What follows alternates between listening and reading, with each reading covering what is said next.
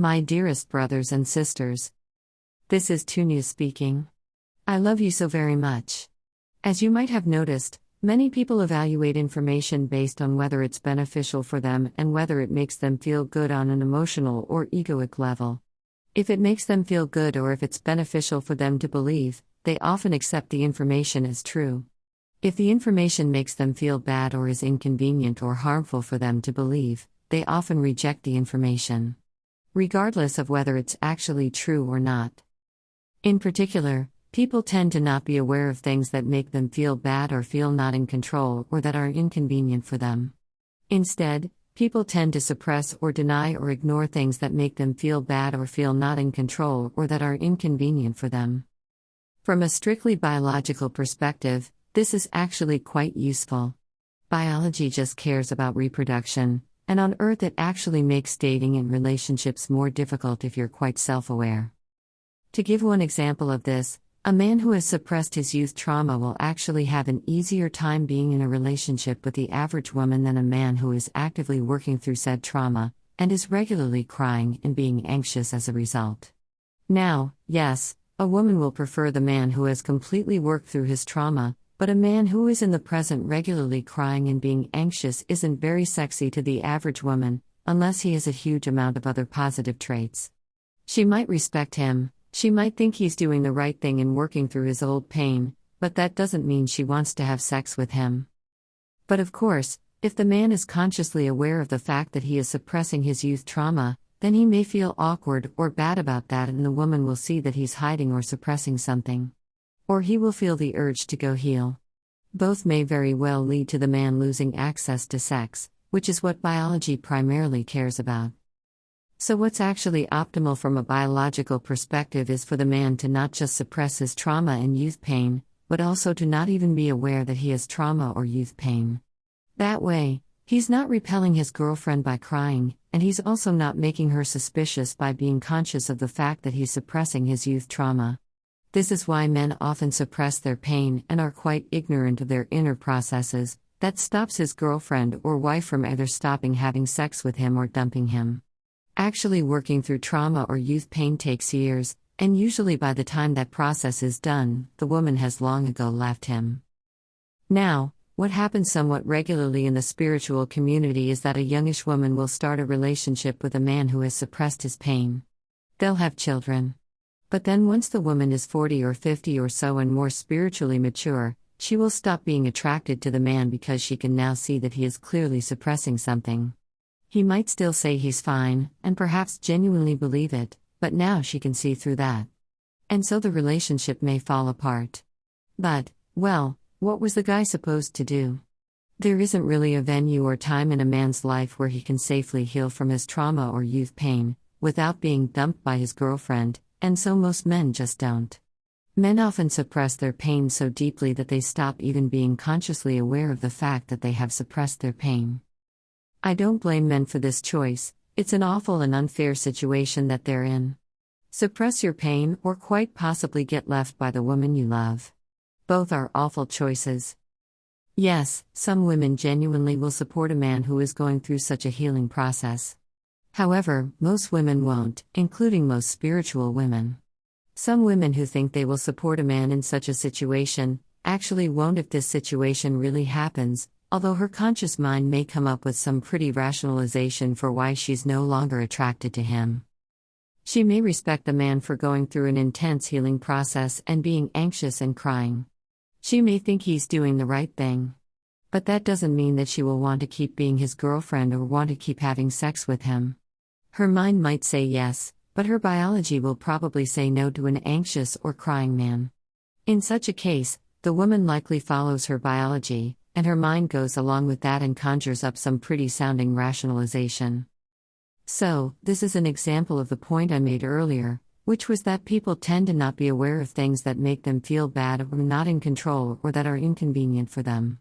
In this case, many people aren't aware that women tend to dump men or stop having sex with men who cry or who are seriously anxious, and that as a result men tend to suppress their pain so deeply that they stop even being aware that they have suppressed their pain.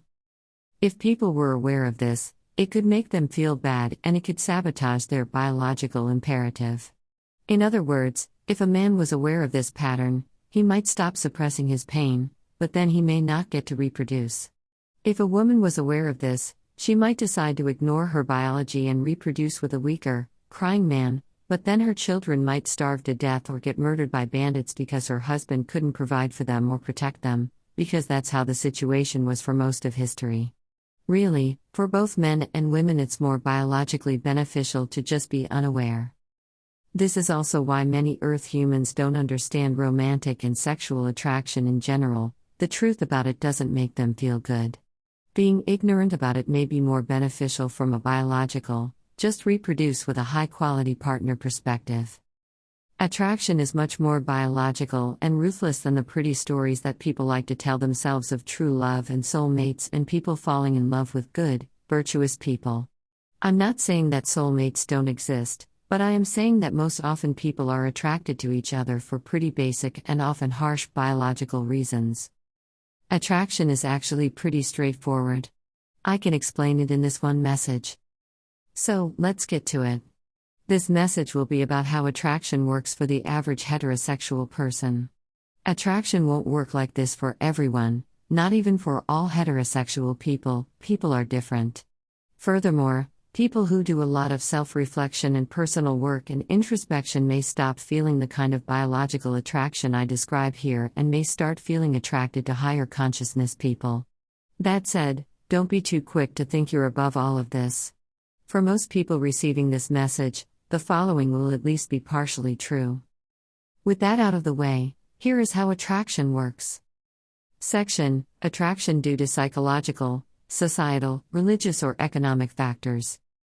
There can be psychological, societal, religious, or economic factors that push people together. If people are pushed together or experience certain things together, they may become attracted to each other. I want to get these factors out of the way first, so that I can then later describe attraction as it happens without these factors. Consider the case where someone feels awful about themselves, or is very lonely, or is in psychological pain, or feels that they won't be able to find anyone to date. Then this person may very well fall in love with the first person who is kind to them or who makes them feel safe. This is attraction, but it's attraction that comes from the psychological state of the person himself or herself. What might also happen is that people fall in love with someone who is either good at or represents something that the person wants for themselves. For example, a woman is terribly bored with her life and wants some adventure and excitement. Such a woman might very well fall in love with an adventurous man, but she might not actually want this man at all. She might simply want the adventure. It's possible that the best solution here is for her not to date this man, and instead to introduce some excitement into her life in another way. For example, pick up an exciting hobby or go and travel.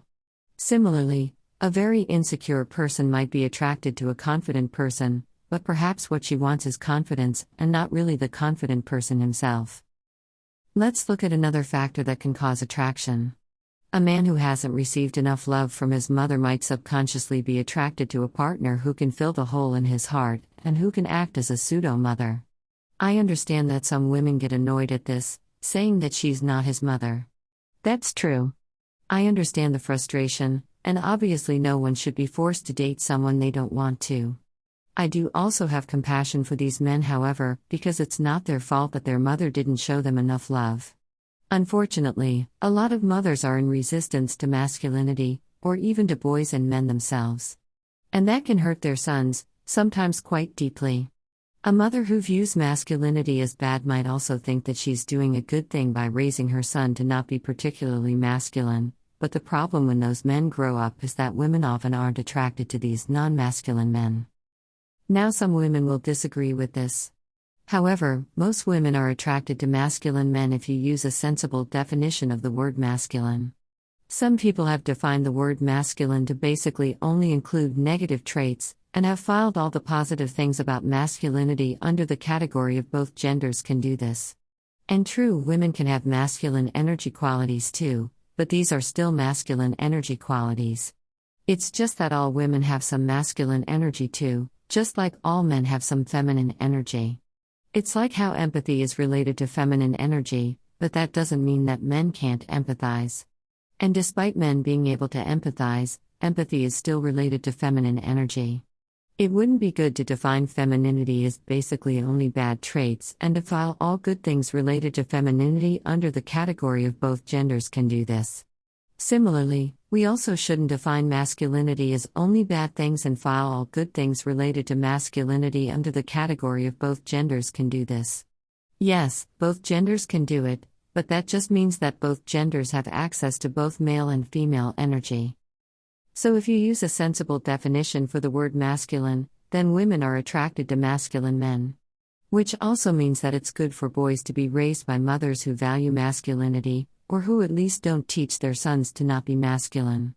Similarly, of course, the father should also do his part in imparting masculinity onto his son, and not all fathers do. Then there might be societal or religious or economic factors that basically force people together. Maybe there is arranged marriage, maybe the local religion basically forces people who have had sex together to marry, or maybe a woman lives in a society where she simply can't survive on her own without a husband to protect her and provide for her. Or someone might grow up in a tiny village and hence have only one or two dating options. In these cases, a couple can develop attraction for each other because the other person is the best person they can be with, within the current context. After all, it's biologically advantageous to be attracted to the best person available you can have children with. And if a person's dating pool is very small, even if only due to outside circumstances, they might become attracted to people they otherwise wouldn't be attracted to.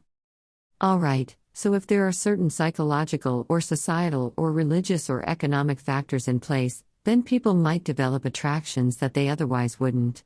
But now let's consider the case where both people don't have pressing psychological needs, and society and religion and economic factors aren't strongly pushing two people together. How does attraction work then? Section: The Basics of Attraction. People feel romantic attraction towards people with whom it makes biological sense to have a baby with them and then raise the baby together with that person. People feel only lust or sexual attraction towards people with whom it makes biological sense to have a baby with them, but not to raise the baby together with that person. Yes, for both men and women this can make sense, as we'll soon discuss. Note that people often don't like admitting that they're being driven by lust, so it can be the case that someone thinks they want a romantic relationship with someone, when actually they just feel lust towards them. In that case, the relationship might start but may also fall apart relatively quickly. So, those are the basics of attraction. Pretty straightforward, right? If it makes biological sense to have a baby with someone and then raise the baby with that person, then there's romantic attraction. If it only makes biological sense to have a baby with someone but not to raise the baby with that person, then there's only lust. It's obvious why it can make biological sense for a man to impregnate someone and then leave. But for women too, it can make biological sense to have sex with a man who has great genes, even if that man either isn't likely to stick around, or if that man would make a bad partner and provider. In that case, the woman can get great genes from one man and then find another man to help her raise her children. Hence, yes, it can make biological sense for a woman to want to have a baby with someone but not to raise that baby with them. And in these cases women feel lust but not romantic attraction towards someone. Let's discuss this in more detail. Section: Female Reproductive Strategy. What's the biologically optimal reproductive strategy for a more or less average woman? We're not talking about a rich queen who can have dozens of high-quality partners and lovers, if she chooses. Instead, what is the biologically optimal reproductive strategy for women in more or less normal circumstances? It is this: find an amazing man who has both great genes, and who is also a great partner to raise children with. And marry him, and live happily ever after. This is why women fantasize about their Prince Charming. Talking about genes might sound a bit distasteful, but for most of history it was critical for women to be impregnated by a man with great genes. After all, for most of history, children had a high chance of dying. Therefore, being impregnated by someone with great genes may literally be the difference between life and death for your children. Get knocked up by someone with bad genes and your child dies when he's 2 years old. Get knocked up by someone with great genes, and your child survives. So obviously, the woman much prefers being knocked up by someone with great genes, and as a result having her child survive.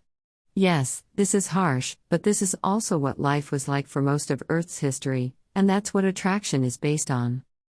Hence, you can't really blame women for being attracted to men with great genes. We'll discuss later what this means exactly. That basically just means that she doesn't want her children to die. The world is harsh towards women, and lots of women have been hurt very badly, including by them losing their children. But of course, not every woman will be able to get commitment from a man who both has great genes and who is a great partner to raise children with. There simply isn't a huge amount of such men around, and as a result, such men are often picky. Young women love thinking about what kind of man they want, but women don't always ask themselves why the man that they want would choose to commit to her specifically, and not to any of the other women he has access to. In earlier centuries, this issue of high-quality men being scarce was often solved by multiple women choosing to be with one man. Note that historically 40% of men reproduced while 80% of women did. Yes, sometimes the man oppressed the women and forced them to be with him, but other times the women simply freely chose to be with a high-quality man, even though he already had a wife. That's not ideal, but it's also not ideal for a woman to be in a monogamous relationship with a man who has mediocre genes because then your offspring might die in childhood. For women, it often makes biological sense to share one high-quality man instead of having a mediocre man all to yourself. Even if the mediocre man loves her intensely and would do anything for her, and the higher quality man doesn't. Still, nowadays polygamy isn't very socially acceptable. So, what should a modern woman do if she can't get commitment from a man who has both great genes and who is a great partner? Well, she could marry a man who has okay genes and who is okay to raise children with. Indeed, a lot of women choose to do just this.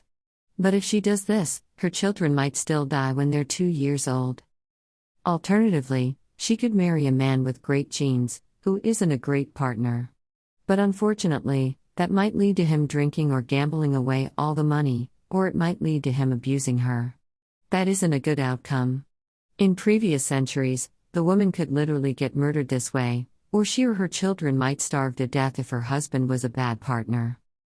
Or the woman could just freely offer up sex to a man with great genes and who would also make a great partner, hoping that he will stick around. But unfortunately, such a widely desired man likely will not commit to an average woman. And so the woman may be left pregnant and alone. Even in modern society, that's unpleasant and hard work, and in earlier centuries that might literally be a death sentence. So all these options look pretty awful. All these options look like they might lead to the woman's children dying in childhood from having poor genes, or it might lead to the woman ending up with someone who just isn't a good partner, which in turn might lead to her children starving to death. So, what should the woman do? Well, a woman has a couple of strategies that can solve this problem. All of these strategies involve getting great genes from one man, and having another man as a good partner. This way, she has both. She has great genes, which means her children don't die in childhood, and she has a good partner, which means that she won't get beaten to a pulp and she and her children will have enough to eat. The first of these strategies is, just freely offer up sex to men with great genes. Then once you're pregnant, if the great genes man also seems like a good partner, try to leverage your baby to get commitment from him. If he refuses and walks out, say how terrible all men are. And then find Bob the accountant, who doesn't have great genes but who is a reliable, emotionally stable, financially well-off and a decently kind partner. Convince Bob to take care of you and your child, and voila, you have successfully secured both great genes and a good partner. Sure, you would rather have married Prince Charming who has both great genes and who is a great partner, but those men are rare, and biologically this is a pretty good outcome too. Congratulations, if you do this, your children probably won't die in childhood, which sounds strange to say now, but was a genuinely huge danger in earlier centuries. This is the strategy that a whole lot of modern women still use, mostly without realizing it. They spend their 20s having sex with men with great genes, get knocked up, possibly try to get commitment from the man, and if he refuses they simply find Bob the accountant. And so, both great genes and a good partner are secured. And this, plus state support for single mothers and women having an easier time earning money than they did historically, is why there are so many single mothers nowadays. Obviously, in some cases, the woman became pregnant through rape or the woman's husband died or whatever, but in most cases, a woman becomes a single mother because she unconsciously pursued this strategy. In most cases, she knew deep down that this hot guy was unreliable or that he may not stick around, and yet she had unprotected sex anyway, in order to get those great genes. I'm not saying that women consciously set out to become a single mom. However, if they just follow their instincts and their attraction, then this is the path that a lot of women are being led down. Because biologically speaking, securing high-quality seed and then marrying Bob the accountant is a pretty good strategy. Women may protest this, saying that she would have loved to marry the man who impregnated her, he was just a jerk who walked out on her. And that's true, but often, not always, the context is that she freely gave up sex to a man who was either so desired that it was pretty clear that he may not stick around, or the man was obviously unreliable from the start. In other words, she chose to get impregnated not by a less hot but reliable man who would commit to her, but instead by a man with great genes who was either clearly out of her league or clearly unreliable. If these men walk out on her, then yes, they indeed are jerks, indeed they shouldn't do that. However, the women also have part of the responsibility here. While a woman's biology is focused on stopping her children from dying in childhood, unfortunately it's emotionally quite bad for children to be raised by just one parent. Okay, so this is the first strategy in the category of women securing great genes from one man, and having another man as a good partner. The second of these strategies is, be in a relationship with Bob the accountant. Cheat on Bob the accountant and get knocked up by a man with great genes. Then quickly start having a bunch of sex with Bob and afterwards tell him that the child is his. Or in other words, cuckold Bob. Or in modern slang, cuck Bob. Or if you want to be formal about it, the woman may engage in paternity fraud, convincing the man to unknowingly raise another man's child. Now obviously, women don't enter relationships with a conscious plan that they will cuck their partner. Yet at the same time, if women just follow their instincts and their attraction, then this is the road that some women are led down. Remember that we said that being too aware may actually be detrimental for a person's ability to be biologically successful? So that's one way in which women can cuck men. She marries Bob the accountant, gives in to the temptation to cheat on him, gets knocked up and then pretends the child is his. Alternatively, if the woman just has a bunch of one-night stands and then realizes she's pregnant, she might decide to knock on the door of whichever lover of hers would make the best father, and then tell him that the child is definitely his. Even if she's not actually entirely sure of that. If the other guy or guys are clearly unreliable or would otherwise make bad partners, a woman might choose to do this, because after all, doesn't the child deserve a good father? This is another case where a woman might cuck her partner. Now obviously, the vast majority of women don't cuck their men. On the other hand, it does happen. As an illustration, France has banned private paternity testing, to preserve the peace of families. In other words, enough French men are cucked that the government felt the need to ban private paternity testing. Note that French men get cucked at about the same rate as men of other nationalities. This isn't about French men in particular, I'm just using them as an illustration. To some people this might sound funny or as a joke, but I think it's absolutely awful if men get cucked. Imagine being lied to about something so fundamental for so long, by someone who you love. Moreover, biologically speaking, it's a disaster to get cucked, because you'll be investing many resources and much time into someone who isn't your child. Moreover, if you're currently raising a child, you're probably not going out there and impregnating other women. A man who gets cucked may very well simply not reproduce. Being cucked may mean the end of a man's genetic line. Being cucked is actually enough of a disaster, biologically speaking, that men have developed a preference for submissive, virgin women in part because those women are less likely to cuck him. Yes, really. Men don't realize this, but men's sexual preferences have been strongly shaped by their unconscious desire to not get cucked. In fact, in some cultures this male fear of being cucked went so far that women weren't allowed to leave the house or talk to other men, which of course isn't justified, but this does illustrate that this male fear of being cucked is intense indeed. After all, more men are cucked than people are aware of. We'll talk more about the male perspective later. Let's return to the female perspective. So we have discussed two female strategies that involve securing great genes from one man, and then having another man as a good partner.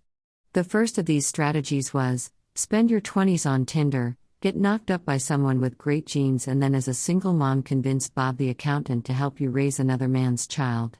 The second of these strategies was, cuck Bob the accountant. There's a third and final option, but it's not really a strategy, it's not something that women actually do. It's more of a fantasy that some women have. This fantasy is, a man with great genes rapes her. That way, she has secured her great genes, and she has done so in a way that doesn't involve her cucking someone and that doesn't cause other people to shame her for engaging in unprotected casual sex. Such social shame has been strong on Earth for a long time. Basically, in this fantasy, she has secured her great genes in a clean way, or at least, clean from one perspective. Note that this fantasy is ruined by having the rapist man wear a condom. And this is why about half of all women have rape fantasies at some point in their lives. Does that make more sense now, in the context of this explanation? I shouldn't need to say this, but obviously, don't rape people. Just because a person fantasizes about something, doesn't mean that she actually wants that thing to happen in real life. Section, our definition of attraction. Earlier we said, if it makes biological sense to have a baby with someone and then raise the baby with that person, then there's romantic attraction. If it only makes biological sense to have a baby with someone but not to raise the baby with that person, then there's only lust. With our new knowledge from the previous section, we can be a bit more specific about what biological sense actually means. So here's our more specific definition of attraction. Men mostly feel lust or sexual attraction towards women who seem quite fertile, young enough, decent indicators of having great genes, and who seem unlikely to cuck him. Women mostly feel lust or sexual attraction towards men who give off the best great genes indicators in the pool of men she has ever had access to. Men and women mostly feel romantic attraction towards someone whom they feel sexual attraction to and who also seems like a good partner. Section, what drives female romantic attraction? We defined it in the previous section. The archetypal male example is the knight. This is a man with great genes. He is handsome and masculine and strong, who is also a good partner. He is reliable and chivalrous. He is a defender of the innocent. He is rich and a good provider, and he has a high place in society. The man being a good provider is important here, because otherwise her children might starve to death. At least, that was true in previous centuries. So yes, average women do prefer being in a relationship with a man who can easily support a family, whatever that means in the current society of that time. Now, going from easily being able to support a family to being outright rich doesn't make a man that much more attractive to women. However, going from not being able to easily support a family to being able to easily support a family does make a man a lot more attractive in the eyes of the average woman. This doesn't mean that it's strictly necessary for a man to make a lot of money in order to find a girlfriend, just that it helps significantly. Unfortunately, in modern society, it can be pretty tough for a man to make enough money that he can easily support a family, especially by himself, and women's biology is used to women being pregnant or breastfeeding for most of their adult life, so women's biology sort of expects men to do the vast majority of the money-making. Even if modern society often doesn't work like that. Other than his income, a good partner is also someone who looks presentable, dresses well, treats his mother well, is a good father. An indicator of this is him treating a cat or dog well, is virtuous and kind, has compatible values with her and whom her friends and family approve of. It helps if she respects and likes him, which isn't necessary for female lust, but is helpful for female romantic attraction. I'm sure you can also think of several other factors that make someone a good husband. It can happen that a woman realizes that she respects a man and that a man is everything that she says she wants, however she doesn't feel any sexual attraction towards him and therefore also doesn't feel romantic attraction towards him. This can cause cognitive dissonance in the woman, because here is a man that she says she wants to date, but she doesn't actually want to date him. A woman's mind can solve this cognitive dissonance just by fabricating some rationalization why this particular man isn't a good partner, while the real reason may simply be that she doesn't sexually desire him. Or the woman might decide that the reason why she's not attracted to him is that he must secretly be a jerk, And that's why there are women complaining about so-called nice guys, who are men who allegedly pretend to be nice but actually they're secretly jerks. But that's often not the real reason either. The problem is just that he's scoring poorly in the great genes category, and hence she doesn't sexually desire him. Usually, when one person doesn't want to date or remain in a relationship with another person, the reason is simply that they don't feel sexual attraction towards the other person. That reason is rarely directly acknowledged, but that often is the real reason. Even if we're talking about a serious relationship, sexual attraction is still a necessary component for that. Section: What drives female lust/female sexual attraction? As we said earlier, women mostly feel lust or sexual attraction towards men who give off the best great genes indicators in the pool of men she has ever had access to. That's it. It's not really about morality or virtue or being a good person or being a devoted partner. It's about the genes.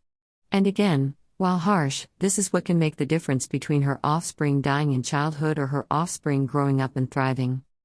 It has been observed that if two men show the exact same behavior, then women will label that behavior as creepy or inappropriate or disrespectful if it's done by an unattractive man, yet be okay with or even like that behavior if it's done by an attractive man.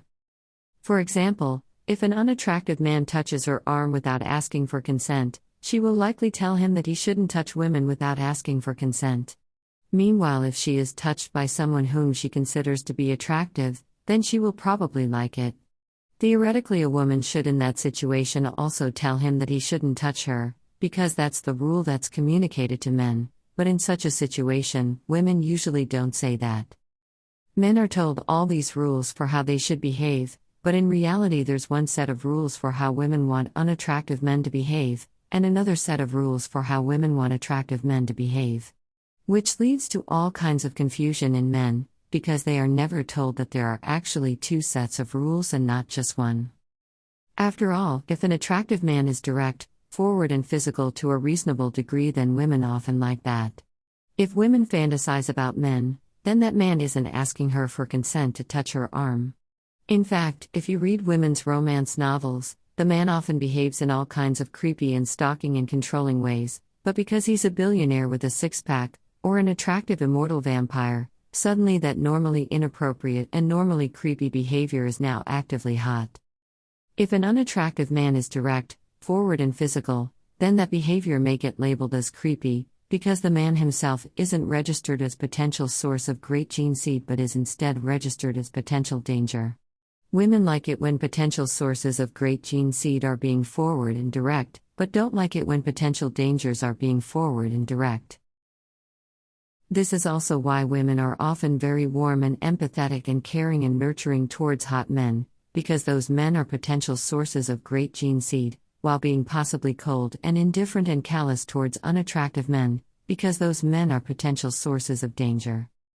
That said, while inconsistent, I can understand this to a degree, because far too more women get sexually assaulted.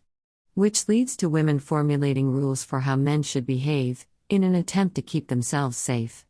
Because women really don't want unattractive and potentially dangerous men to behave in ways that are hot if hot guys act like that. Not to mention that it's not really socially acceptable for women to say how they really feel about such topics. To be clear, I'm not suggesting that men should start behaving in all kinds of inappropriate ways, just because some women like it when some men do that. I'm saying that the situation isn't being clearly communicated to men. That doesn't mean that men have the right to just start touching women. Just because some women fantasize about certain things, doesn't mean that guys should just start doing those things in real life. Also, I've been talking about men being direct, forward and physical to a reasonable degree. There's a point beyond which women no longer like that behavior, even if it's done by a hot guy.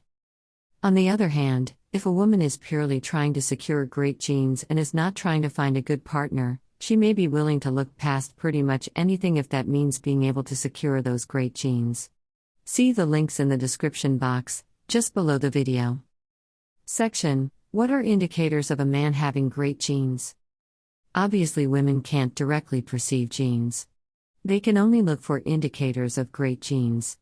So if a man is obese, he'll score poorly here. But if that same man then loses weight and gets a fit body, he'll score well here. His genes didn't change, but the indicators that he's giving off did change. Hence, women are actually attracted to indicators of great genes, because that's all they can perceive. And men can become more attractive by developing in such a way that they give off better indicators of great genes. So while men can't change their genes, they can change the indicators they're giving off, and thus can become more sexually attractive to women. So, what are indicators of a man having great genes? Well, physical attractiveness are some indicators of a man having great genes. This includes having a fit body, but not necessarily being a huge muscle monster, having an attractive face, having a deep voice, being tall, not being overweight, and having an above-average penis size but not having a monster dick. Women often think of these penises as average, when in reality they're above average in size. Note that a fit body doesn't just say something about the genes that correspond to the person's body, it also says something about the genetics that correspond to a person's ability to get things done and commit to something and achieve something difficult. Therefore, hitting the gym or doing some serious exercise is a great way for a man to make himself more attractive to women. Plus, exercise has all kinds of other benefits. Some men say that they lift weight primarily because it gives them mental clarity, and muscles are just a nice bonus. The man showing masculine energy is attractive, because it says good things about the man's health and hormonal balance, and therefore about genes related to those. This also means that the man becomes sexier if he's capable of defending her. Dominance, power, and confidence are also sexy.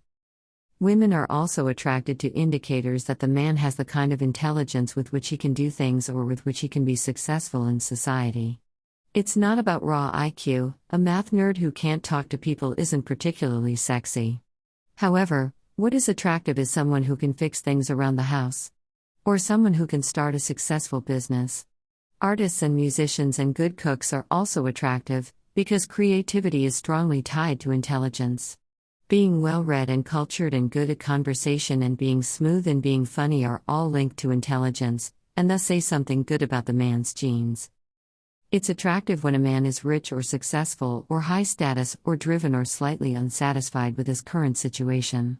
After all, a man who is, for example, rich likely has genes that have contributed to his ability to become rich. Therefore, wealth is one indicator of the person having good genes. Therefore, all else being equal, the average woman would rather have a one-night stand with a rich man than with a poor man, even if it's done in the same hotel room. Yes, I know that women can create a poor man in their mind whom they would prefer over a stereotypically shallow, overweight rich man. Wealth isn't the only factor when it comes to attraction. But still, all else being equal, the average woman would rather sleep with someone who has more money than with someone who is broke.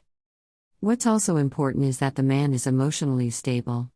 Ideally, he's emotionally open and emotionally healthy, because that says something about his genes and hormones. However, if the man is simply emotionally numb and emotionally repressed, and always just says that he's fine and never shows huge emotion, that's good enough for a number of women, at least until they spiritually mature a bit more. So if a man wants success with women now, and doesn't want to first go through a several years long and possibly lonely process of healing, then the classic advice of be stoic is pretty good. If other women like the man, or if other women have been with the man, that suggests that he's a high-quality man, because after all other women have judged him as such. So that's an attractive quality too. A number of men have noticed that after they started wearing a wedding ring, suddenly more women expressed an interest in him. Similarly, if the man has an attitude that the woman is free to leave if she wants, with the implication being that he's quite able to find another woman if she does leave, then that makes him more attractive. It helps if he's exciting and if he emotionally stimulates her and makes her feel things and if he occasionally organizes fun things for them to do together. Women will generally forgive men for making mistakes, within reason, but women often won't forgive men for being boring. It is attractive when a man says that he's simply always been good at something, or that certain things come naturally or easy to him. That is more attractive than to say that he worked very hard to get good at something. For example, a woman ideally wants her man to have the kind of body that you only get from working really hard in the gym and eating really clean, without the guy actually working super hard or eating super clean. Ideally, she just wants him to naturally have an amazing body, or at least have built an amazing body with not too much effort. After all, a man who is naturally great at something may have great genes. Now, women do respect hard work, but women also regularly choose to sleep with jerks instead of sleeping with hardworking men whom they respect. Just because a woman respects a man, doesn't mean she wants to sleep with him. A man whom she respects, but who has mediocre genes, may still produce offspring who die during childhood. Women might also test men, for example by being unreasonable or disrespectful towards them or verbally poking them. The man passes the test and becomes more attractive if he doesn't let her walk over him and stands up for himself, without breaking down emotionally or becoming insecure or wildly overreacting. Jerks and psychopaths are also attractive to the average woman because on Earth, jerks and psychopaths simply get more done. Most highly successful people have stepped on others on their way to the top. So it's beneficial for a woman to get impregnated by a jerk or psychopath, because then her children will be more like that too, and that will actually make them more successful on average. In earlier centuries, even adults sometimes starved to death. Note that convicted male serial killers get plenty of love letters from women.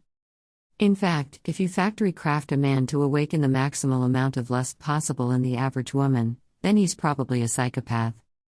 He's probably also someone who uses violence against any unattractive man who shows a sexual interest in her, even if he doesn't touch her or doesn't do anything threatening. After all, unattractive men who show an interest in her are potential threats in the mind of the average woman, because far too many women get sexually assaulted.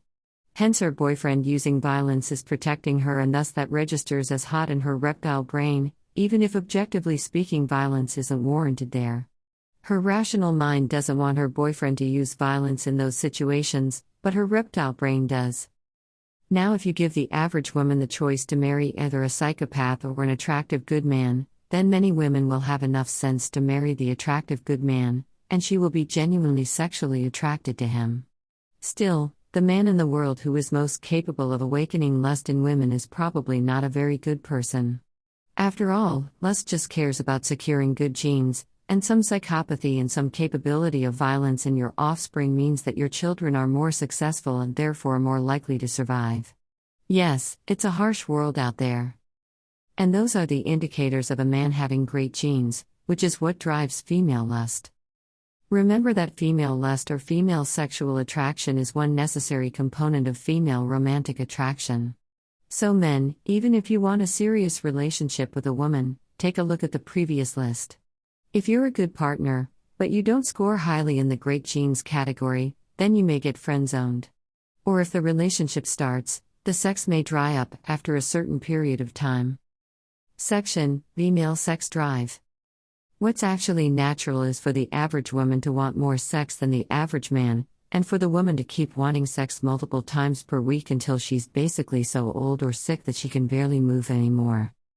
It used to be widely recognized that women were the sexually insatiable gender, for example in the Middle Ages.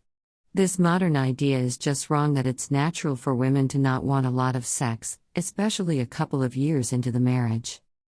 Now, a lot of women might read this and think I genuinely don't want sex or I genuinely don't want that much sex, and for some women that will genuinely be how they're wired. However, in most cases women think of mediocre sex with unattractive partners and conclude that they don't want a lot of that. Sure, I wouldn't want that either. However, even older women, many years into their marriage, will probably want lots of sex if her husband is hot enough. So the problem is really that of the woman simply not sexually desiring the husband. So wives in the Middle Ages were seen as sexually insatiable, while modern women are often seen as people who don't like sex much. The reason for this isn't men just getting worse. Instead, it's the structure of society that has changed, which has caused lots of women to be with men whom they don't sexually desire, maybe aside from that 1 or 2 times in the month where everything lines up just right. Namely, I said that women mostly feel lust or sexual attraction towards men who give off the best great genes indicators in the pool of men she has ever had access to. So if the woman is a sheltered virgin, or has never been physically attractive, then likely she will not perceive high-quality men as being in her pool, and she may very well feel genuine lust towards fairly average men. And if she then starts a relationship with a fairly average man, probably both partners are very happy. It might sound bad for the woman to feel lust towards her husband, but there's nothing wrong with female lust and female sexuality. In fact, it's very healthy if a wife feels lust towards her husband. However, if she spends her 20s sleeping with hot guys who won't commit to her or who aren't reliable partners, and then in her 30s starts a relationship with a man who is actually a good partner and willing to commit to her, then well, odds are that the sex will dry up after a number of years. Because some of the men she bedded in her 20s probably had better great genes indicators than her current husband does. In other words, it's not that determinantal for a woman to have casual sex with men in her league. However, if a woman sleeps with hot guys outside her league, guys who won't commit to her, then she may be ruining her future ability to be sexually attracted towards her partner. And yes, this does matter, both for her sake and her partner's sake, as well as the health of the relationship overall. It's really quite hard for an average young man to date nowadays, because the women he is trying to date often use social media and internet dating to handpick and hook up with a few guys around who have some really great genes. Moreover, modern young women also grow up looking at really hot guys on a screen, which sort of tricks their unconscious mind into thinking that these kinds of men are around. After all, people's biology hasn't caught up to modern technology. As a result, average guys that a century ago would have been considered perfectly fine by women are now considered to be undateable. Even if average men find someone, that relationship might end or the sex might dry up, because years ago she used Tinder to hook up with that guy who had some amazing genes, and so he is no longer sexy. Even if she didn't do that, her unconscious mind knows that she could spend an hour on Tinder and arrange sex that very week with a man who has better genes than her current boyfriend or husband does. Basically, if you're not a young guy, you don't understand what dating is like for young men, because you've probably never tried dating women who grew up with social media and internet dating. Even if you are an attractive young guy who is doing well dating-wise, you probably don't understand what dating is like for another man who worked just as hard as you did, however, who was simply born uglier or shorter or dumber than you were, or was born in a less functional family than you were. Even if you're average, well, half of all people are below average. Men, please have some compassion for struggling other men, because it's entirely possible that they were born with some disadvantage somewhere that you weren't born with, which can really make their life or dating much more difficult for them than you may realize. Frankly, you may not realize what their life is like.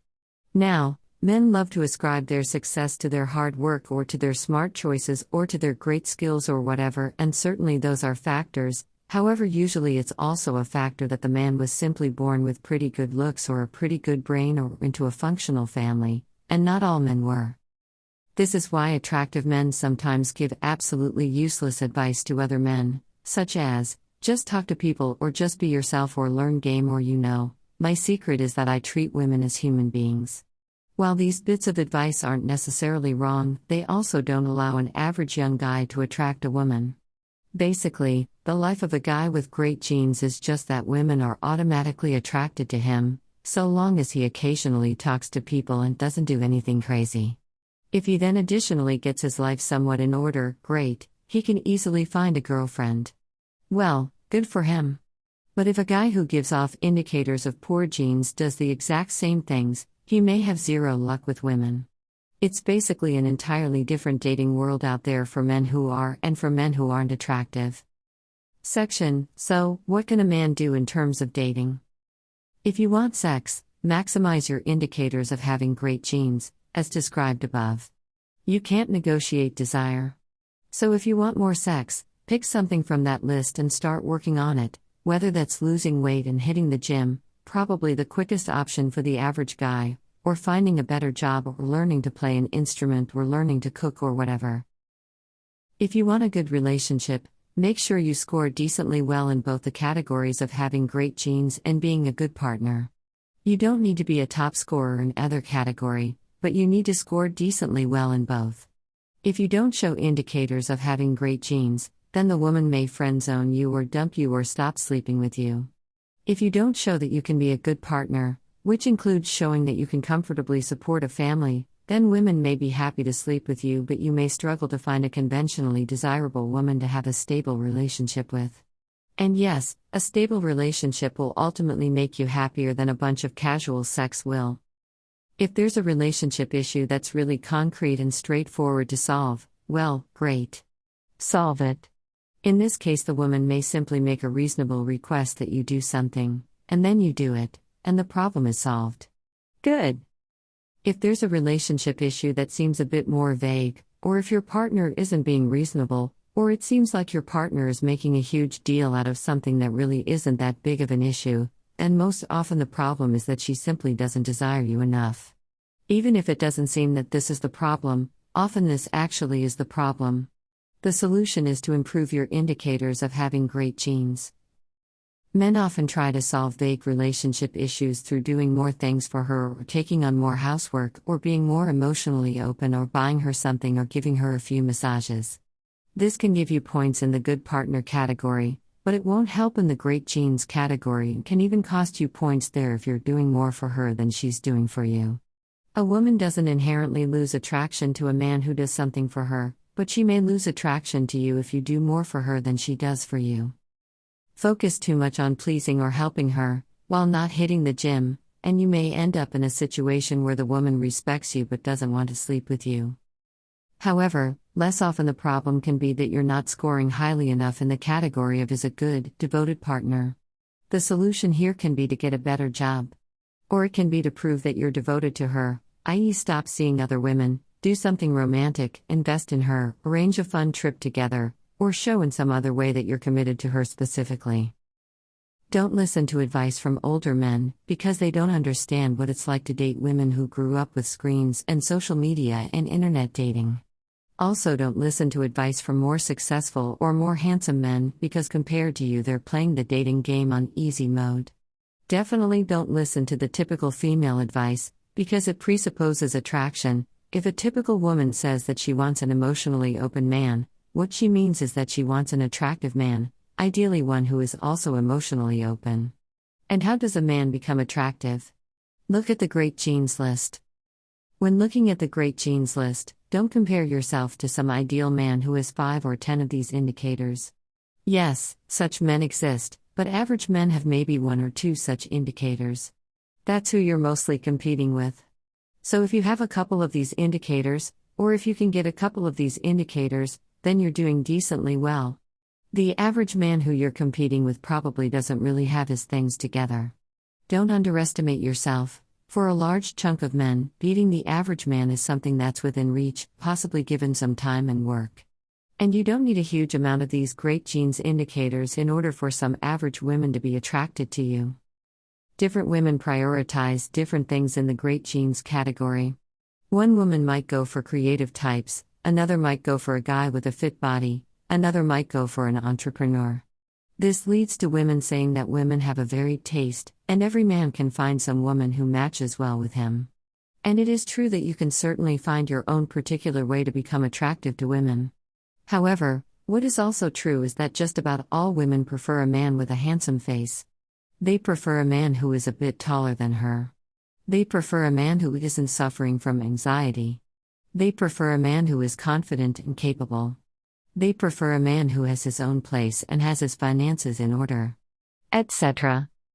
So yes, if we're talking about 2 men who each have strengths in different areas, then some women will feel more attraction towards one, other women will feel more attraction towards the other. But if we're talking about men who have strengths across the board, then huge amounts of women will feel attracted towards him. Whereas if we're talking about a man who has few or no strengths anywhere, then it may be true that literally 0 women are attracted to this man. In other words, if you as a man have certain great indicators in the great genes category but not other indicators in that category, then sure, go on a bunch of dates and you may find someone. But if you simply have very few or no indicators in the great genes category, then dating may very well just be completely painful and pointless for you, and it might be more beneficial to not date at the moment and to focus on improving yourself, or to just focus on some hobby or some spiritual pursuit. Yes, I know that may be harsh and painful, but it is the reality. Some more advice: when trying to find a girlfriend, don't over-focus on physical beauty. Don't overlook women who are a bit less conventionally attractive or a bit less outgoing and charismatic. There are some great women out there who are sometimes overlooked just because lots of guys go for conventionally good-looking women. At the same time, ladies, it also doesn't hurt to approach men you're interested in. I know that can be scary, but it's scary for men too to approach you. Very few men in 2023 mind being asked on a date by a woman, and in fact most men would be flattered in that situation. Men, while society nudges you to do so, please don't tie your self-worth to your ability to get a girlfriend or get sex. Some virtuous, caring, hardworking men struggle in this area because of how they were born, while other men who seriously make the world a much worse place have a much easier time here. Frankly, most guys would have an easier time dating if they became a bit more jerk-like and if they suppressed their negative emotions, but of course, that wouldn't actually make them a better person, or make the world a better place. Hence, whether women desire you or not, really doesn't say a lot about your worth or value as a person. Men also tend to start having an easier time dating once they hit 30 or 35. At least, if they have been spending at least some amount of time in their 20s getting their life in order and learning some skills. Section, so how about male lust? As we said earlier, men mostly feel lust or sexual attraction towards women who seem quite fertile, young enough, decent indicators of having great genes, and who seem unlikely to cuck him. The real cost of casual sex to men isn't the energy that it takes to produce a bit of semen. That only costs about as much energy as a man gets from eating a banana. It's not a big investment. The real cost of casual sex to men also isn't that he might knock up a woman and then be societally forced to marry her. Biologically speaking, that's actually a good outcome, that way he has a wife and a child already on the way. Sure, in this scenario he can't father 30 children with 10 different women, but the percentage of men who can pull that off is tiny anyway. For the average man, knocking a woman up and then marrying her is biological success. Only 40% of men reproduced historically speaking. So knocking up and then marrying a woman is actually an above-average outcome for a man, historically speaking. This scenario isn't a risk, it's a feature. So, what is the cost of casual sex for men?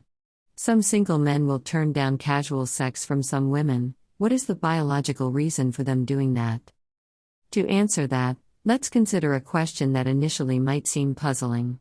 It is the following. A man can choose to have a one-night stand with either a virgin or with a sexually experienced woman, who is free from sexual diseases. After that one night, they won't sleep together again and won't date each other again. Which woman does the man choose to sleep with? Well, the sexually experienced woman will be better at giving him pleasure and she will be less awkward and anxious, right? So wouldn't it make sense for the man to choose her? After all, if a woman can choose between a one-night stand with a male virgin or a man who is sexually experienced, she will typically choose the latter.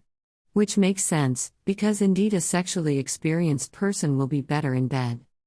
And yet, most men will choose the virgin. Why? Now sure, you can say all kinds of things like well men are more attracted to virgins or men feel more comfortable when being with virgins, but what is the biological basis for that?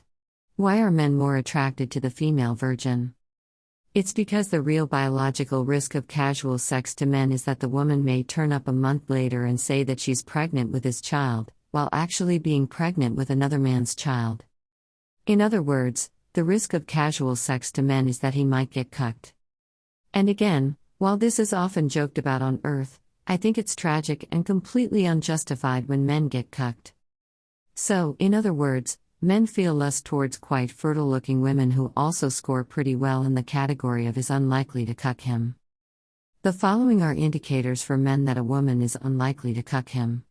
First and foremost is that she's a virgin or at least sexually inexperienced. There's also, is she inexperienced in general? Is she submissive and feminine and willing to do traditionally feminine things, such as cook and clean? Is she an open and reliable person? Does she take responsibility for her actions and mistakes? Is she devoted to or in love with her husband? Does she listen to her husband? Is she unlikely to go out by herself and get drunk or flirt or touch other men? Does she appreciate men and empathize with men? Does she support her husband even if he's having a hard time? Did she support her husband even before he became successful or even before he got his life together? Is she economically dependent on him, which reduces the chances of her cucking him? Does she live in a small village with strong social or religious controls? Does she simply not have high-quality men in her orbit? This is part of why men dislike dating successful women. She has access to successful men and is thus more likely to cuck him. Is she sexually conservative? This is where the female don't have sex on the first date or make him wait for sex strategies come from. It's a signal that she's sexually conservative and thus less likely to cuck him. However, this can backfire because the man simply might find another woman who will immediately sleep with him. Note that modern women typically score much worse in this category than women of past centuries did. That, plus an unfair divorce court, are some reasons why a number of men are simply not dating anymore, but possibly are willing to have casual sex if they can get it. And the group of men who simply aren't dating anymore includes some pretty desirable men. This is part of the answer to the female question, where have all the good men gone? Well, to be blunt, part of this is women are scoring much worse in the "is she likely to cuck him" category, and so men are less interested in women. Even today, single Chinese women over 27 are called leftover women. This illustrates that in previous centuries, the deal for average Western men was that if they worked hard, they could probably find a young, slender, feminine, relatively sexually inexperienced woman to marry. And because she was sexually inexperienced, she was likely to be sexually attracted to the man, meaning that the sex isn't drying up after a couple of years and she won't divorce him. Men think that's a great deal, and so men in previous centuries worked hard and society thrived. Currently, the deal for average men is that if they work hard, they can probably marry a 30-plus, not very feminine, possibly overweight woman who has been with lots of men, and hence the sex may dry up a couple of years into the relationship. She may still be secretly fantasizing about that one hot guy she slept with 5 or 10 years ago, or wishing that she had been able to settle down with that one man who got away. She may also have a child from another man, or psychological issues, or student debt, or some hostility or bitterness towards men, or strong left-wing, feminist beliefs that the man may not share, or she may need to have children right now with anyone who would be her partner because her biological clock is ticking. Also, if she gets bored, she can divorce him and take half his stuff. That's a lot less good of a deal, from the man's perspective. And so, while many men who in previous centuries would have worked hard and married, many men now choose to start sleeping around. Or they choose to play video games all day because working hard isn't worth it anymore. Or they may adopt some belief system that many people would label as bad. And it's not just undesirable men doing this. Plenty of desirable men too, whom women would love to marry, have decided to just focus on themselves, sleep around and never commit to anyone. So, that's where all the good men have gone. Some women feel that men have gotten worse, however men aren't inherently worse than they used to be. It's just that society is squeezing men. Society takes advantage of good, hardworking men. And there's much less respect for and reward for being a good, hardworking, marriage-minded man. Many men would rather play video games all day or sleep around than become Homer Simpson. Women might say that women have problems too and women get treated unfairly too, by society and by some men. Yes, that is indeed true. However, women being treated unfairly too doesn't actually provide an incentive for men to stop sleeping around or stop playing video games all day.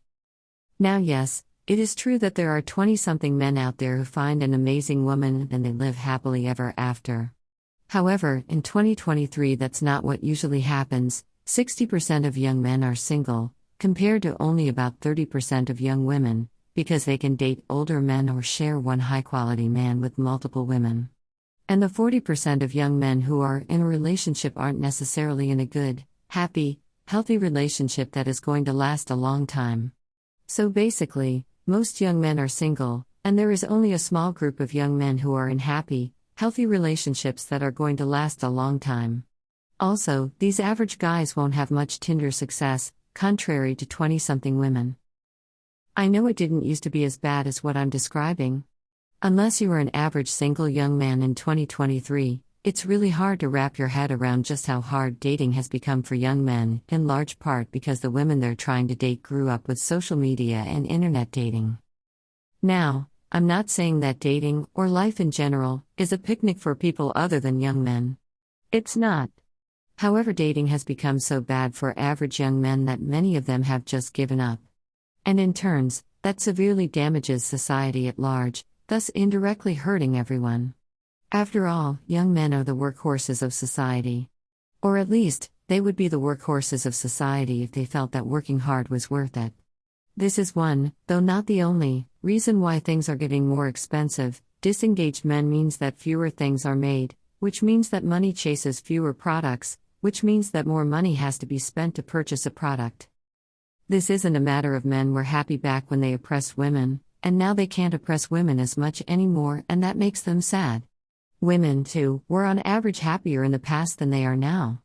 It's easy to think of a past woman who was trapped in a marriage with an abusive or irresponsible husband, or a woman who was held back from something that she really wanted to do because of her gender. Of course that's awful, and of course women should have full rights. But, well, most past women weren't married to an abusive husband, or were brilliant scientists who were blocked by sexism. Most past women got into a relationship with a man in her 20s and they lived happily ever after. The average woman back then was happier than the average woman is now. The solution isn't chaining women to the kitchen, but I think women would benefit from being aware that everything in the cuck indicator category may make her less able to find a quality husband. Also, later in this message we'll discuss in more depth what women can do with regards to dating. Women at this point might say that these male preferences for anti-cuck indicators, such as virginity, are unfair or irrational, and that men should get over it. Well, maybe they are irrational. But if you want to put it like that, then women have unfair or irrational attractions too. For example, all else being equal, women prefer guys who are a bit taller than they are, over shorter guys. Well, that is unfair, because men can't change their height. It's also irrational, because height factors more heavily into a woman's evaluation of a man than it logically should. And if women want to argue here that their preference for taller men is rational because that's what they're attracted to, well, men can similarly say that their preference for virgins is rational because that's what they're attracted to. It's the same argument. These male anti-cuck preferences aren't more unfair or irrational than women's preferences are. If you try explaining to a woman that her attraction to taller guys is irrational, then she will probably get annoyed, and most likely you will not remove her preference for taller guys. Similarly, trying to explain to men that their preference for sexually inexperienced women is irrational, is similarly likely to just make them annoyed or defensive and not change their preference. Shaming men, or telling them to get over it, also isn't going to work here. Section: What drives male romantic attraction? One part of that is sexual attraction, as we have just covered.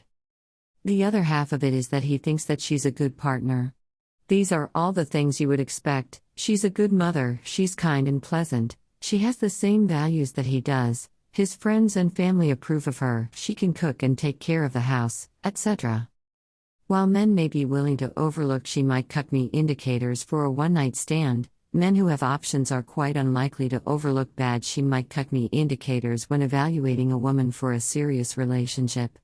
So if a man with options meets a decently pretty woman who gives off bad she might cuck me indicators, then he's probably willing to sleep with her but not willing to commit to her. Section: So, what can a woman do in terms of dating?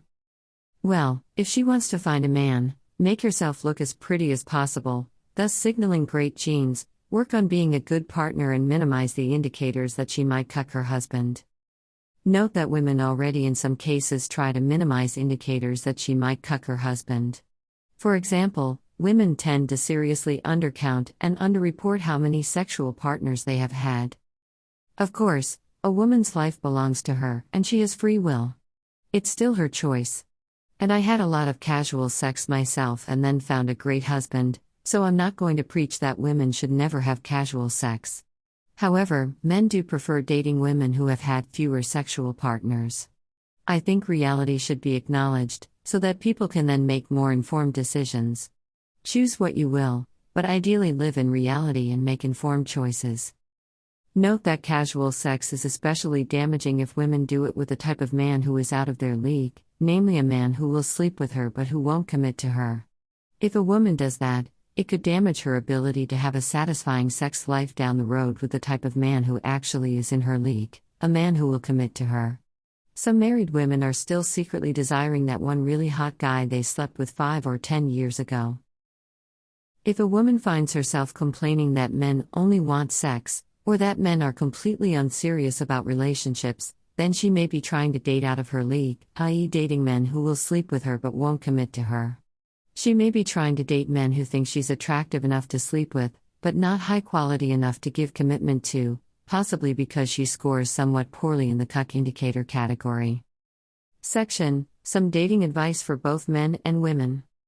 For both men and women, if you're significantly overweight, losing weight is usually the most effective way to become more sexually attractive, which is also important for romantic relationships. If you're an overweight guy and you hit the gym without losing weight, then you will become stronger, but you won't become that much more attractive to the average woman. Overweight guys who regularly go to the gym often say that they have become strong, but that they don't look like they lift. If you look at a picture of a guy with a great body, he probably is quite lean. Of course, going to the gym can help with weight loss, but what you eat is more important for weight loss than how much you exercise. You can't outrun your fork. For the average person, weight loss is easiest to achieve by eating tons of carbs, a low amount of fat, about 15 grams per day, a low amount of protein, and very few vegetables, for example, once or twice per week. Carbs include fruit juice, potatoes, can be combined with applesauce, rice, bread, some honey is fine, pasta and legumes. For your fat and protein intake, 2 eggs per day is a great option, plus there's probably a small bit of fat and protein in the rest of your food. Be careful that you don't go overboard with fats in butter or cooking oil or in various processed foods or in sauces. Steaming your food might help. Listen to your body and adjust accordingly. White rice is absolutely fine, and non-GMO soy sauce is a great condiment. Simply eating a bunch of fruit can also be a great meal, and it might help digestion to eat one fruit at a time. For example, a meal might be 5 bananas. If you eat like this, really make sure that you eat sufficient carbs. The easiest ways to fail at this way of eating are to not eat sufficient carbs or to not drink sufficient water. It might help to drink plenty of water at the start of or just before every meal. If beyond the initial transition period you lack energy, or can't stop thinking about high-fat food, then you probably need more carbs, or you need to tackle some health or psychological issue you might have.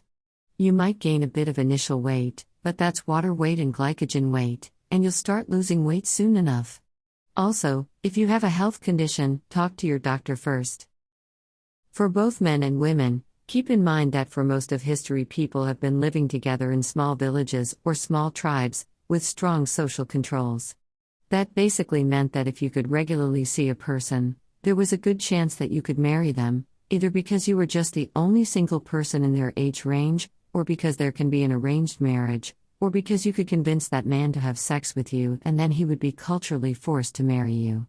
So both men and women, you probably have an idea somewhere deep in your mind that if you regularly see a person, there's a good chance you can marry them.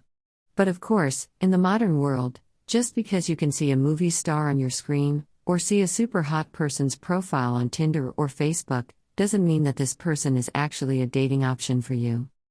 So, be careful with spending too much time looking at hot people on screens, even hot people who are keeping their clothes on. That can impact your ability to be attracted to people who you can be in a relationship with. Now people do rationally understand that they can't directly date the hot person on their screen. But then they sometimes lower the quality of partner they're looking for by only a bit, and they may still end up trying to go for some of the more desirable people in their surroundings. Which works for some people, sure. But it can also mean that a not very attractive person may overlook options that they actually do have, and instead they may chase people who are outside their league. After all, this old "if I can regularly see them, I can marry them" idea is no longer true. So what I am saying is, if you keep going for people who refuse to commit to you, then you may be trying to date outside your league. In this case, it may be wise to either work on making yourself more desirable, from the perspective of the other gender, not from your own perspective, or to lower your standards. Also, please read my previous message Tunia, Leading and Following in Relationships. That relationship dynamic is a great way to create attraction even between two partners, even if they aren't the hottest people around. Section Cases Studies. There's a common story where the woman falls in love with a bad boy, or with a poor or non-responsible artist or musician, or with a somewhat successful criminal. After all, bad boys and musicians and reasonably successful criminals score pretty highly in the great genes category, which can make a woman fall in love with them. But then eventually the woman wants her man to also score highly in the category of is a good person to raise a family with. So she might push the bad boy or the musician or the criminal to get his act together, stop being a jerk and get some respectable job. In theory, this way she can create her own Prince Charming, who scores high in both categories. But in practice, this often ends poorly. If he refuses to get a normal job, she may dump him because she understands she can't raise a family while being married to a bad boy or starving artist or criminal, no matter how sexy he is. And if he does agree to get a normal job, she might lose attraction to him, because now she turned her bad boy or starving artist or criminal boyfriend into Bob the accountant. And Bob the accountant isn't sexy. Hence, after a while, the sex might dry up, or she might dump him, even though he did exactly what she asked. There's the situation where the wife is almost never in the mood and almost never initiates sex, but the husband and wife enjoy it when they do have sex. Sometimes in these situations, the woman even says that they should have sex more often, because it's fun and it brings them closer together. This is a case where her rational mind goes, I should be having sex with my husband, because I enjoy it and it brings us closer together. But her vagina and her biology go, nope, I don't want to risk getting impregnated by someone with mediocre genes, because then I might get a child who dies during childhood. Biology hasn't quite caught up to contraception yet. Hence the trope that men need to wait for the stars to align, clean the house and have a dinner with candlelight before she will maybe have sex with him. Or he needs to wait for that 1 or 2 times per month where her hormones are such that she's willing to even have sex with someone who doesn't quite have the best genes. If she is actually sexually attracted to him, he will know, because she will be jumping him multiple times per week, out of her own volition, even if the house is messy. The average woman has a higher sex drive than the average man, but only to men she's actually sexually attracted to. Let's consider a woman who early in her life freely and immediately offered sex to hot guys, even if they didn't have their life together or if they didn't treat her well. After all, back then she was just looking for great genes. But then later in life, she decides to start looking for a serious husband, and now suddenly she might decide that she only has sex with a man after this many dates or that many months. Now she only has sex with a man if he has his life together and is reliable and pays for their dates. This can be entirely rational from her side. She just doesn't want to be used anymore and she now wants a stable and real relationship. But from his perspective, she has all these demands and requirements, and he has to pay for dates and has to wait this long for sex, while earlier in her life she freely handed out sex to men of no virtue, just because they happened to have been born with a handsome face. From his perspective, this is unfair. He's doing what he should be doing, and she's giving him a relatively hard time, while she freely slept with jerks or men who were simply born handsome earlier in her life. Next, note that most men who are in relationships score reasonably highly in the great genes category and reasonably highly in the good partner category. They're not the hottest guys around, but this combination makes them pretty good husband material. For this typical kind of husband, an open relationship absolutely sucks. After all, in an open relationship the woman is likely to just use him for a home base and to primarily start sleeping with men with great genes. His genes aren't the best around. Now, yes, he can also start sleeping with other women, but other women also won't think that his genes are the best. What made him appealing to women is his combination of pretty good genes and being a pretty good partner, but other women aren't that likely to have casual sex with him if he can't use the carrot of offering up monogamous commitment to them. Hence, this typical kind of husband might have an awful time in an open relationship. Meanwhile, women of course have an easy time in an open relationship, because lots of men are happy to have casual sex with a woman, even if she doesn't have the best genes. So open relationships mostly just work for men who do score highly in the great genes category. But even then, it might not work that great because now the husband might start having a lot of sex and the wife might start feeling insecure or might start worrying that her home life is being threatened. I'm not saying that open relationships literally can't work, they can, However, they usually don't. And this isn't a matter of people just not being spiritually or emotionally mature enough. If my husband and myself agreed that we could just start sleeping with anyone we wished, then I think that at least one of us would become unhappy. Section Conclusion. I hope this was helpful. Of course, I've been generalizing in this message. I have also been discussing the default behavior of the average person. Not everyone behaves like this. Still, a lot of people do. Fortunately, dating should become a whole lot easier somewhere in the future, whether that's with Pleiadians or with fellow Earth humans. Once better healthcare, better nutrition, a better economic situation, and emotional healing are available, a lot of dating obstacles and dating turnoffs should be eliminated. I know that times are tough there on Earth, and the energies are really intense right now. Hang on, better times really are coming. With all my love. Your star sister, Tunia.